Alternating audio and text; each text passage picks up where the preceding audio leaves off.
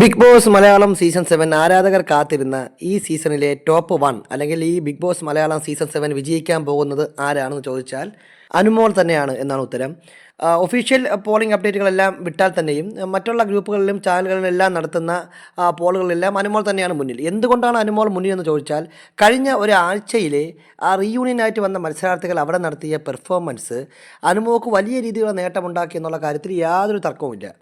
Already പുറത്ത് അത്യാവശ്യം fans ഉണ്ടായിരുന്ന അനുമോൾ ഈ ബിഗ് ബോസ് വീടിനകത്ത് കയറി ആദ്യത്തെ ആഴ്ചകളിൽ നേരിടേണ്ടി വന്ന ബുള്ളിയിങ്ങും ഒറ്റപ്പെടലും അനുമോൾക്ക് വ്യക്തമായ രീതിയിലുള്ള ഒരു വോട്ട് ബേസ് അവിടെ ഉണ്ടാക്കി കൊടുത്തു എന്നുള്ളത് സത്യമാണ്. എന്നാൽ സമാനമായ രീതിയിൽ അവിടെ അനീഷ് എന്ന് പറയുന്ന ഒരു കോമണറിനും നല്ല രീതിയിലുള്ള ജനപിന്തുണ ഉണ്ടായിരുന്നു.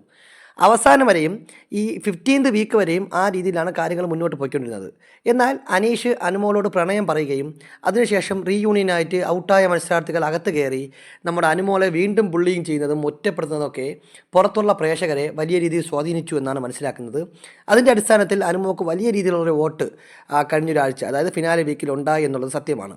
അതിൻ്റെ അടിസ്ഥാനത്തിലാണ് ഇപ്പോൾ അനീഷിനെ പിന്തള്ളിക്കൊണ്ട് അനുമോൾ വിജയിച്ചിരിക്കുന്നത് എന്നാണ് മനസ്സിലാക്കാൻ സാധിക്കുന്നത്. അതല്ലായിരുന്നുവെങ്കിൽ അനീഷിന് നല്ല രീതിയിലുള്ള വോട്ട് കയറേണ്ട ഒരു സിറ്റുവേഷനായിരുന്നു. പക്ഷേ അനീഷിന് ഡൗൺ ആവുകയും അനുമോളെ മറ്റുള്ള ആൾക്കാർ ബുള്ളിങ് ചെയ്തതും കൊണ്ട് അനുമോൾ വലിയ രീതിയിൽ ഉയർന്നു വന്നു എന്ന് മനസ്സിലാക്കുന്നു. വോട്ടിൻ്റെ അടിസ്ഥാനത്തിൽ അനീഷ് അല്പം താഴെ പോവുകയും ചെയ്തു. കഴിഞ്ഞ ഒരു 2 ആഴ്ച മാത്രമാണ് അനീഷ് വീക്കായിരുന്നത്. അതുവരെ അനീഷ് ഒരേ ഗ്രാഫിൽ മുന്നോട്ട് പോയിരുന്ന ആളാണ്.